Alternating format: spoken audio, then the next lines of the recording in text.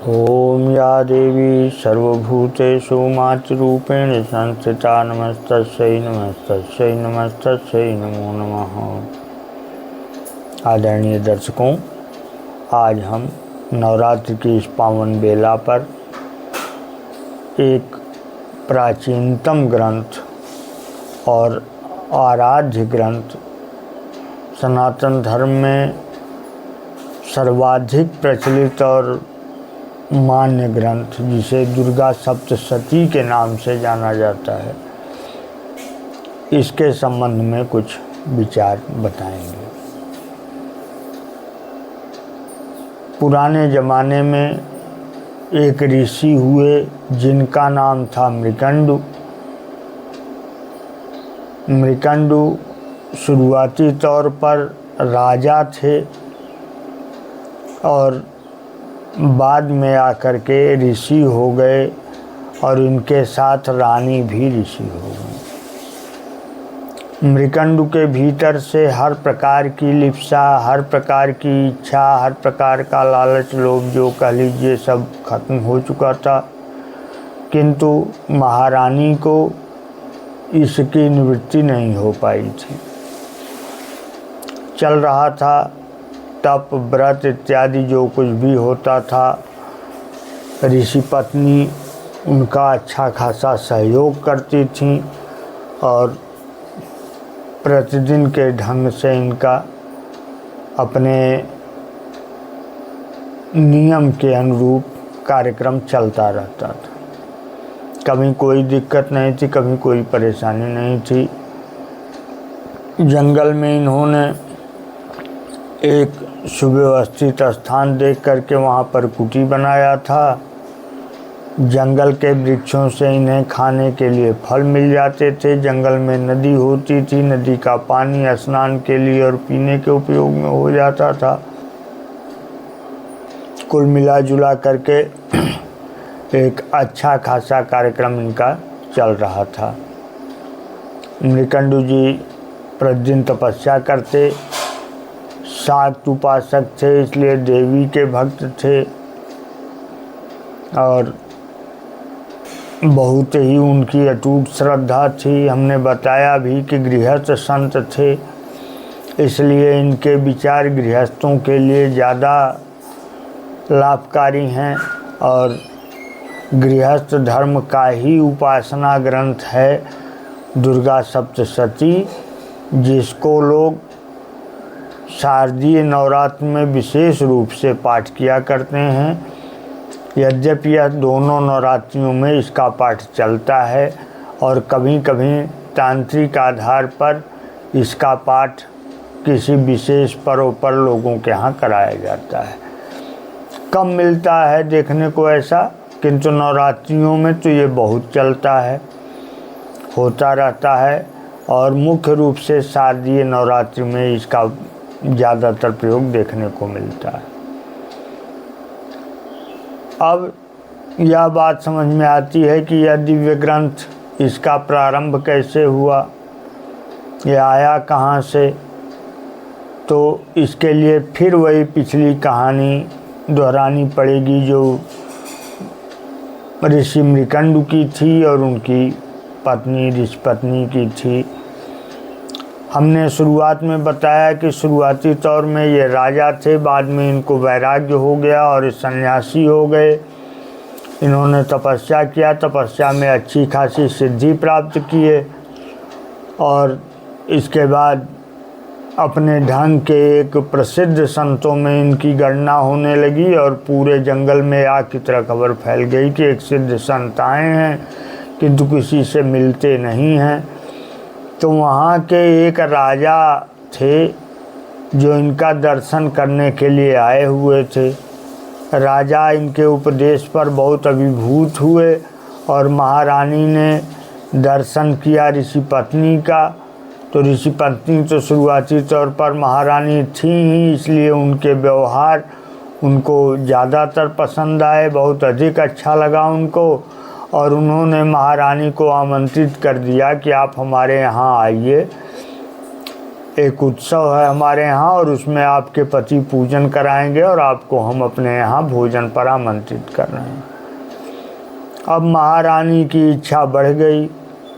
वो बार बार मृकंडू ऋषि से केवल दिन की गणना पूछती। एक दिन ऋषि ने पूछा कि माँ ये बताइए कि आपको इसकी चिंता क्यों हो रही है? हम लोग जंगल में बहुत दिन से आकर के रह रहे हैं, कभी आपने दिन नहीं गिना, आज आपने ऐसा क्यों पूछना शुरू किया है? तो उन्होंने बता दिया कि वही जो राजा और रानी आए थे उन्हीं का आमंत्रण है हमको आपके साथ चलने के लिए। उन्होंने कहा कि आप मत जाइए, मैं जाऊंगा, उनका पूजन कराऊंगा, उनका अनुष्ठान पूरा कराने के बाद चला आऊँगा। आपके जाने की वहाँ कोई आवश्यकता हम नहीं समझ रहे हैं। किंतु नारी सुलभ मानसिकता, उन्होंने इस बात को अच्छा नहीं माना और वो हट कर बैठी कि नहीं, हमको भी आपके साथ चलना है। मृकंडू ऋषि सिद्ध ऋषि थे, उन्होंने ध्यान लगाया तो देखा कि इनके मन में एक तीव्र इच्छा उत्पन्न हो रही है और जिसके प्रति लोभ इनके आसपास मंडरा रहा है। मृकंडू ऋषि ने उनको केवल इतना समझाया कि देखिए, आपकी कोई भी इच्छा हो वह तो गुप्त हो रही है, उसका पता हमको नहीं लग पा रहा है, लेकिन यह अवश्य है कि आपको किसी लोभ ने परेशान कर रखा है। इसलिए मैं आपके सामने हाथ जोड़ता हूँ कि राजा के पास जाने पर वहाँ तो महल, सेवक सेविकाएं, हर तरह की सुविधाएं, धन धान्य सब भरा हुआ मिलेगा। किसी भी वस्तु के लिए आप लोभ मत कीजिएगा। ऋषि पत्नी ने कहा कि आपको हमारे ऊपर विश्वास नहीं है, अब हम लोग सब कुछ लेकर के क्या करेंगे? तो उन्होंने कहा कि हाँ, बात तो सही है, किंतु महारानी मैं देख रहा हूँ कि आपके ऊपर जो है लोभ का असर है, इसलिए आप वहाँ जाने के बाद किसी भी तरह का लोभ मत दिखाइएगा। ऋषि पत्नी पहुँच गई। राजा का अनुष्ठान पूरा हुआ। लगभग 1 महीने तक लोग वहाँ रहे। राजा रानी ने खूब सम्मान किया लोगों का। प्रतिदिन नए नए भाव से सम्मान देख करके दोनों का मन बहुत ही प्रसन्न हुआ। ऋषि ने राजा को आशीर्वाद दिया और आज्ञा मांगी कि अब हमको चलना चाहिए, आप छुट्टी दीजिए, अब हम आश्रम में जाएंगे, बहुत दिन हो गया। राजा ने कहा कि महाराज कुछ दिन यदि आपके चरण और रहते यहाँ हो जाता, मैं कृतकृत्य हो जाता। तो ऋषि ने कहा कि ऐसा संभव नहीं है, आप जानते हैं आश्रम की व्यवस्था है, शिष्य हैं वहाँ, बच्चे हैं, सब पढ़ने के लिए आते हैं। पहले आपको बताते चलें कि गुरुकुल के कार्यक्रम जो आज विद्यालयों के रूप में दिखाई देते हैं हर जगह, ये गुरुकुल के कार्यक्रम जितने थे सब आश्रम में ही संचालित होते थे और उसे ऋषि और ऋषि पत्नी दोनों मिल करके चलाते थे। मात्र 2 ही अध्यापक वहाँ हुआ करते थे और उन्हीं के बीच 10,000 तक की संख्या में बच्चों के पढ़ने का प्रमाण मिलता है। जैसे वशिष्ठ का गुरुकुल सबसे बड़ा गुरुकुल था जिसमें 10,000 शिष्य रहते थे सीधे गुरुकुल में बैठ कर के पढ़ने के लिए, और कुछ शिष्यों से जुड़े जो शिष्य थे उनकी भी संख्या बहुत अधिक थी। तो महाराज ने जाकर के अंतःपुर में कहलवाया कि भाई गुरुदेव जाना चाहते हैं, ऋषि जाना चाहते हैं। तो रानी का सप्रेम निवेदन आया ऋषि पत्नी के यहाँ कि महारानी दर्शन चाहती हैं, कृपया वो महल में प्रवेश करें। महारानी महल में गईं, पूरी सुख सुविधा के साथ उन्हें महल में ले जाया गया। महारानी ने सोने की पालकी बना रखी थी इनको लेके आने के लिए, सोने की पालकी पर बैठ कर के गईं।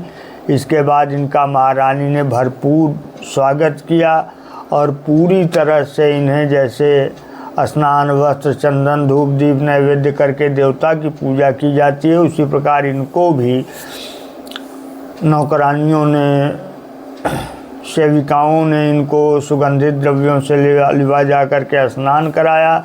इसके बाद महारानी ने इन्हें स्वर्ण के धागे से टके हुए वस्त्र पहनाए। इसके बाद इनको पूरी तरह सोने के आभूषणों से एक तरह से कह लीजिए लाद दिया और अलग से इनको चढ़ाने के लिए थाली में, सोने की थाली में एक, जिसको आज के ज़माने में नौलखा हार कहते हैं, उस हार को समर्पित किया और हाथ जोड़ लिया कि मेरे पास कुछ है नहीं आपको देने के लिए। महारानी उनकी, मैं महारानी ऋषि पत्नी को इसलिए कह रहा हूँ कि पहले वो महारानी थी, इसलिए बार बार मेरे मुंह से निकल रहा है, क्षमा कीजिएगा। ऋषि पत्नी ने उनकी इस नम्रता को देख करके बहुत अधिक प्रसन्नता प्रकट किया और कहा कि अरे आप महारानी हैं, आपके पास क्या नहीं है, फिलहाल आपकी सारी पूजा से मैं संतुष्ट हूँ, मुझे इससे अधिक कुछ नहीं चाहिए। ऐसा मत समझिएगा कि मैंने ऐसा कह दिया तो मुझे कुछ और चाहिए, बस केवल अब आप लोग हम लोगों को छुट्टी दीजिए, हम लोग चले जाएं। तो ऋषि पत्नी ने एक सेविका को बुला करके कहा कि इस हार को ऐसा छिपा करके एक कपड़े में बांध दो कि कोई ना समझ पाए, और यह बात केवल मैं जानूं और तुम जानो। उसके समझ में आया कि कुछ बात होगी, ऋषि पत्नी है, कुछ ऐसा गलत तो है नहीं, तो सही कर रही होंगी। वो ले आ करके एक रेशमी वस्त्र में उस हार को बांध करके रख दी और उसके बाद महारानी को एक झोले में समर्पित कर दिया। महारानी लेकर के आई, उन्होंने किसी को नहीं बताया, और कुटी में जहाँ पर वो रहा करती थी उसके नीचे गड्ढा खोद करके उसमें छिपा करके हार को रख दिया। महाराज मृकंडू आए। ऋषि मृकंडू जब उस कुटी में आए, जब संध्या बंदन के लिए स्नान करने के बाद वहाँ आए और वो जब अपनी आसन पर बैठे तो देखा उन्होंने कि ध्यान लग ही नहीं रहा है, ध्यान कहीं का कहीं चला जा रहा है। 2-3 बार प्रयास किए, नहीं लगा, तो उन्होंने देखा ऋषि पत्नी की ओर, तो ऋषि पत्नी के चेहरे पर एक उदासी जैसी दिखाई दे रही थी। उन्होंने समझ लिया कि कुछ तो दिक्कत है। उन्होंने कहा कि अच्छा ये बता दीजिए कि आपने कुछ लिया तो नहीं महारानी के यहाँ से। इन्होंने कहा मैं ऋषि पत्नी हूँ, मुझे किस चीज़ से प्रयोजन है, मैं क्यों कोई वस्तु लूँगी। झूठ बोल गई। तो ऋषि ने भी अपना मन इधर उधर किया, उसके बाद भगवान का सुमिरन किया, उनका आह्वान किया, फिर ध्यान लगाए, किसी तरह से ध्यान लगा। तपस्या का कार्यक्रम पूरा हुआ। फिर उन्होंने पूछा कि बता दीजिए आप, कुछ तो बात ज़रूर है। तो उन्होंने कहा कि नहीं ऐसा कुछ नहीं है, और एक सबसे बड़ी चीज़ यह है कि आप एक बात हमारी नहीं मानते। क्या कहिए आपकी बात हम कौन सी नहीं मानते।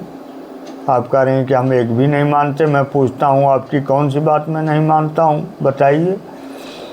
तो उन्होंने कहा कि आपने कभी नहीं सोचा, हम लोग राज्य में थे, राजा थे, तब भी हमारे पास कोई संतान नहीं थी। यहाँ चले आए, आश्रम बनाए, कम से कम कोई एक ऐसा होता जो इसके बाद उसका उत्तराधिकारी होता। आखिर इसी आश्रम को कौन चलाएगा आगे चलकर। तो उन्होंने कहा कि बिना वजह पागल हो गई हैं आप। ये बताइए, संसार में कोई ले करके कुछ आता है कि ले करके कुछ जाता है। यहाँ जैसे भी भगवान की इच्छा हो, रहने के लिए संतोषदायक वृत्ति होनी चाहिए, और इसके अलावा मेरी समझ में तो कुछ नहीं आता। उनके मन में नहीं था। अगर भगवान ने उचित समझा होता तो हमको संतान हुई होती। भगवान ने उचित नहीं समझा, इसलिए हमको संतान उन्होंने नहीं दिया, तो फिर हम उनके कार्य में अड़ंगा क्यों डालें। महारानी ने कहा कि नहीं, ऐसा बिल्कुल नहीं है, आपको जो है ऐसा सोचना चाहिए, ऐसा आपको करना चाहिए, और आप तो बहुत ही सिद्ध संत हैं, आपके तो संकल्प शक्ति से ऐसा कुछ हो सकता है, इसलिए इसका प्रयास अवश्य करिए, और हमको एक संतान चाहिए, हमको आशीर्वाद दीजिए संतान के रूप में। और यही कह करके उन्होंने उनका पैर पकड़ लिया और पैर पकड़ करके वहीं लेट गई। उन्होंने कहा मैं तब तक नहीं हटूंगी जब तक आप हमको यह वरदान नहीं दे देंगे। मृकंडु जी ने कहा कि ओ इसका मतलब कि यही लोभ जो था इनकी इस तीव्र इच्छा को किया हुआ है, इसलिए कुछ दिक्कत तो है। फिलहाल उन्होंने वरदान दे दिया और महारानी गर्भवती हो गई। कुछ दिन बाद जब ये ध्यान में बैठे तो इन्होंने देखा कि भगवान श्री विष्णु खड़े हैं। उन्होंने प्रणाम किया तो पूछा उन्होंने कि महाराज आपने ऐसा क्यों हमारे साथ ये किया? तो उन्होंने कहा कि समय की आवश्यकता थी इसलिए मैंने ऐसा किया है। तुम ब्रह्मा का ध्यान करो और उससे तुम्हारे संकल्प की पूर्ति होगी। तो मृकंडु ने ब्रह्मा का ध्यान किया, ब्रह्मा प्रकट हो गए और उन्होंने कहा कि ठीक है, लेकिन कैसी संतान चाहते हो ये बताओ। या तो बहुत विद्वान संतान तुमको मिलेगी तो वो कम उम्र की होगी, और या फिर बहुत तेज और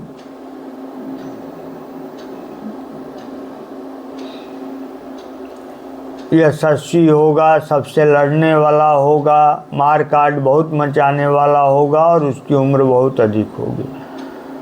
तो इन्होंने कहा कि महाराज बहुत अधिक उम्र लेकर के यही बिना वजह की संतान हमको नहीं चाहिए, हम कम उम्र की अच्छी सी संतान चाहते हैं। समय के साथ ऋषि पत्नी को पुत्र पैदा हुआ और मृकंडु के पुत्र होने के नाते उनका नाम मार्कंडेय रखा गया। बोलिए मार्कंडेय महादेव की जय। ऋषि मार्कंडेय का जन्म हो गया। उनकी उम्र इन्होंने ध्यान लगा करके देखा तो उनकी उम्र केवल 12 वर्ष थी। समय बीत रहा था, आश्रम में हंसी खुशी हर जगह छाई हुई थी, लेकिन कम उम्र कम आयु की का रहस्य केवल मृकंडु ऋषि को मालूम था। इसलिए रह रह करके उनके मुंह पर निराशा अवश्य ही दिखाई पड़ जाती थी। और एक दिन ऐसा भी समय आया जब 12वां वर्ष पूरा हो गया और उस दिन इन्होंने कुछ नहीं खाया पिया। तो मार्कंडेय ऋषि को यह चिंता हो गई कि हमारे पिताजी क्यों कुछ खा पी नहीं रहे हैं, आखिर इनको क्या कष्ट है। उन्होंने चिंतन किया तो उन्होंने देखा कि पुत्र का पहला कर्तव्य होता है कि पिता के दुख का निवारण करे।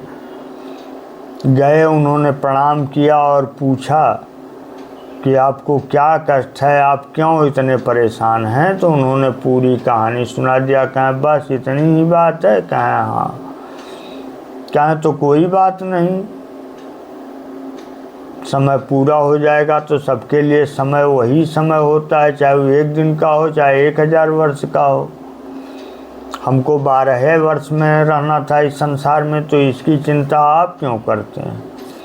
उन्होंने कहा कि बेटा तुम क्या समझो हमारा कष्ट। अच्छा एक बात मैं बता रहा हूँ वो ज़रूर करो। कहें आज्ञा दीजिए, बताने की कौन सी बात है। उन्होंने कहा कि तुम प्रतिदिन जो नदी पर स्नान करने जाते हो, जितना दिन तुम्हारा बचा हुआ है, तुम वहाँ आने वाले हर ऋषि को चरण छू करके प्रणाम किया करो। उन्होंने कहा बस? कहा हाँ। मार्कंडेय ऋषि यही प्रतिदिन करने लगे। और आप जानते ही हैं कि अभिवादनशील से तथा वृद्धोपसेविनः चत्वारो तस्य वर्धन्ति आयुर्विद्या यशोबलम्। जो अभिवादनशील है यानी लोगों को प्रणाम करता है और वृद्धों की सेवा करता है, ऐसे व्यक्ति के 4 चीज़ें हमेशा बढ़ती रहती हैं, जिसमें एक है आयु, दूसरी है विद्या, तीसरी है यश और चौथा है बल। इन 4 चीज़ों की कमी कभी नहीं होती उसके जीवन में। एक दिन फलतः एक संत आए, उन्होंने जब प्रणाम किया मार्कंडेय ऋषि ने उनको, तो उन्होंने उत्तर में कहा आयुष्मान भव। और कुछ संयोग ऐसा बना था कि मृकंडु ऋषि वहीं पीछे खड़े थे, वो भी स्नान करने के लिए जा रहे थे। उन्होंने कहा कि जरा देखें कि ये बालक हमारी बात कैसे मानता है या नहीं मानता। तो उन्होंने देखा, उनकी आंखें छलछलाईं और संत को उन्होंने देखा कि हाथ उठा करके बड़ा प्रसन्न होकर के कह रहे हैं आयुष्मान भव। मार्कंडेय ऋषि घर चले आए तो संत से मृकंडु ऋषि ने कहा कि महाराज आपने जो आशीर्वाद दिया है वो आपका आशीर्वाद झूठा हो जाएगा, क्योंकि उसकी इतनी ही उम्र है, हमने ध्यान लगा करके देखा है। तो संत ने कहा कि अब तो मेरे मुंह से निकला ही है और देखेंगे हम कैसे झूठा होता है। यह है कि हमारा जहाँ आश्रम है उससे थोड़ी ही दूर पर गोमती और गंगा का एक संगम है। वहाँ पर भगवान शिव का एक अर्घा है, बहुत दिन से उपेक्षित है। इस बच्चे को आप वहीं भेज दो, आप इस बच्चे को वहाँ भेज दीजिए और इससे कहिए कि वह पंचाक्षर मंत्र का जप किया करें वहीं बैठ करके, आगे जो होगा मैं उसे संभाल लूँगा। उन्होंने जप करना प्रारंभ कर दिया वहाँ जाने के बाद, और जब उनकी उम्र पूरी हो गई और इधर भगवान शिव भी उनके जप से प्रसन्न हुए, तो फिर यमराज के दूत आए उनके यहाँ। यमराज के दूत आए तो ये देख करके डर गए। इन्होंने उसी अर्घे को पूरी तरह से कस करके पकड़ लिया। तब तक भगवान शिव के भी दूत आ गए। उन्होंने पूछा कि क्यों भाई, क्या परेशानी है? तो उन्होंने कहा कि ना, हमको हमारे मालिक ने आदेश दिया है कि इसे लेकर के आओ, इसकी आयु पूरी हो गई है।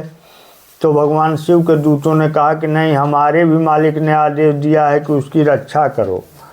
अब दोनों में युद्ध होने लगा। यमराज के दूत भाग करके पहुँचे यमराज के पास। उन्होंने कहा महाराज भगवान शंकर के दूत आए हैं वहाँ, उन्होंने हमसे युद्ध कर लिया। उन्होंने कहा चलो मैं देखता हूँ, बिना वजह हमारे कार्य में अड़ंगा डालने वाले ये शैव क्यों इस तरीके से परेशान कर रहे हैं। यमराज वहाँ पर पहुँचे, तब तक इधर से भगवान शिव भी पहुँच गए। तो उन्होंने कहा कि क्या बात है, कहें बच्चे को हम कहें बच्चे को क्यों आप लेना चाहते हैं, बच्चा हमारी उपासना कर रहा है। कहें महाराज उसकी आयु पूरी हो गई है। कहें किसने लिखा है इसकी आयु? कहें ब्रह्मा ने लिखा है। कहें ब्रह्मा को बुलाइए। ब्रह्मा बुलाए गए। ब्रह्मा से उन्होंने पूछा कि इसकी आयु किसने लिखा है? तो ब्रह्मा ने कहा कि इसकी आयु हमने लिखा है। कहें तो आपने जब लिखा है तो अपने से लिखा है किसी दूसरे से लिखवाया है? कहने हमने ही लिखा, अपने ही हाथ से लिखा है, देख लीजिए मेरा रजिस्टर है। कहें तो जब आपने अपने हाथ से लिखा है तो यह जो 12 वर्ष है ये आपके वर्षों में से होगा कि आम आदमी के वर्ष में से? अब ब्रह्मा को कोई जवाब नहीं मिला। ब्रह्मा शांत हो गए। हालांकि तभी से यह नियम है, आज भी छठी रात में लिखी जाती है तकदीर, सब लोगों की एक आम मान्यता है। भाग्य लिखा जाता है सबका, लेकिन ब्रह्मा दूसरे के हाथ से लिखवाते हैं और उसके लिए घर में दीपक जला करके रखा जाता है, वहीं उसी दीपक के प्रकाश पर बैठ करके लिखते हैं। फिर भी जो कुछ भी हो, यमराज के दूत अपना मुंह लेकर के वापस चले गए। मार्कंडेय ऋषि अमर हो गए। अब ब्रह्मा का 12 वर्ष जब बीतेगा, चारों युग एक बार बीत जाते हैं तो ब्रह्मा का एक दिन होता है। तो इस हिसाब से अब आप जोड़ लीजिए, इस प्रकार से उनकी कभी खत्म होने वाली ही उम्र नहीं रह गई। अब मार्कंडेय जी प्रसन्न होकर के वहाँ आए। वहाँ दोनों दूतों के आने के बाद पहली चीज तो वहाँ पर एक मंदिर का निर्माण अपने आप ही विश्वकर्मा द्वारा बना दिया गया। और इसके बाद मार्कंडेय जी जब घर आए तो उन्होंने अपने पिता और माता को प्रणाम किया। और वो लोग बहुत चिंतित थे क्योंकि वही रात आखिरी रात थी। और उन्होंने पूछा कि बेटा कैसे हो, और यह कहते ही वो रो पड़े। तो मार्कंडेय ऋषि ने कहा कि अब आप मुक्त हो जाइए अपने इस शोक से, अब मेरी उम्र बढ़ा दी गई है। पूरी कहानी उन्होंने अपने पिताजी को सुनाया और वो प्रसन्न हो गए। और इसके बाद समय के साथ साथ मृकंडु जी स्वर्ग सिधार गए। उसके बाद उनकी माता जी भी चली गई, यानी मृकंडु की पत्नी। तब मार्कंडेय ऋषि वहाँ पर बैठे और उन्होंने अपने गुरुकुल में शिष्यों को उपदेश दिया और भगवान शिव के संबंध में उपदेश किया, जिस उपदेश को लेकर के एक ग्रंथ की रचना हुई उसका नाम है मार्कंडेय पुराण। मार्कंडेय पुराण में भगवान शिव का वर्णन है, भगवान शिव के साथ साथ देवी दुर्गा का वर्णन है, यानी पार्वती भगवान शिव की पत्नी थी, आप सभी लोग जानते हैं।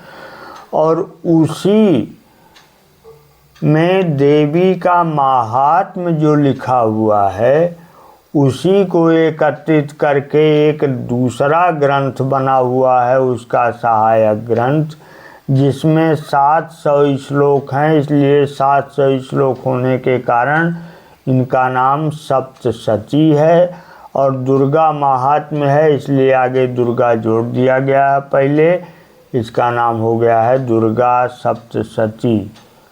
यही नवरात्रियों में इनके पाठ का विधान बताया है मार्कंडेय ऋषि ने। इसमें कील, कवच, अर्गला 3 ये हैं पाठ करने के लिए। इसके बाद 13 अध्याय हैं। सप्तश्लोकी दुर्गा शुरू में 7 श्लोकों की है। उसके बाद दुर्गा जी के 108 नाम की माला है, दुर्गा नाम शताष्टकम। और इसके बाद जो है रात्र्यावशीर्ष है, रात्रि सूक्त है। इस प्रकार से सभी पाठ करने वाली अध्यायों में गणना करने पर यह पता लगता है कि 700 श्लोक हैं। आगे चल कर के देवी सूक्त, फिर देवी सूक्त के बाद 3 रहस्य हैं, प्राधानिकम रहस्यम, वैकृतिकम रहस्यम और मूर्ति रहस्यम। और उसके बाद सिद्ध कुंजिका स्तोत्र भी है। और सिद्ध कुंजिका स्तोत्र में भगवान शिव ने कहा है कि सब कुछ पढ़ने की कोई आवश्यकता नहीं है, यदि पूरी श्रद्धा से किसी ने सिद्ध कुंजिका का ही पाठ कर लिया तो दुर्गा सप्तशती के पाठ का पूर्ण हो जाता है मनोरथ। और इस प्रकार यह ग्रंथ नवरात्रि विशेष में पढ़ने के लिए मान्य है। और इसी को पढ़ करके नवरात्रि में नव दुर्गा की पूजा की जाती है, जिसमें शारदीय नवरात्र में विशेष तौर पर दुर्गा जी की पूजा होती है और मूर्ति इत्यादि स्थापित होती है। आपको बताते चलें, जैसे रात्रि के 4 पहर होते हैं, 2 प्रत्यक्ष पहर दिखाई पड़ते हैं और 2 ऐसे होते हैं जो दिन में बिल्कुल मिले हुए होते हैं, इसलिए वो रात्रि में नहीं माने जाते या नहीं रात्रि की तरह दिखाई देते। इसी प्रकार इनके जो 4 प्रहर हैं, ये 4 गुप्त नवरात्रियां हैं, जिसमें 2 ही मुख्य प्रत्यक्ष नवरात्रियां हैं। एक यह चैत्र की नवरात्रि जो आपके सामने है, और एक शारदीय नवरात्रि जो आश्विन महीने में, कुआर के महीने में पड़ती है। और इसी शारदीय नवरात्रि में ही दुर्गा पाठ का अधिकतर विधान बताया गया है, इसी में ज़्यादातर देखने को मिलता है। चैत्र की नवरात्रि में भगवान राम की उपासना के तहत बातें चलती हैं, किंतु नवरात्रि रहने के नाते लोग देवी की उपासना करते हैं और देवी के उपासक दुर्गा सप्तशती का भी पाठ करते हैं।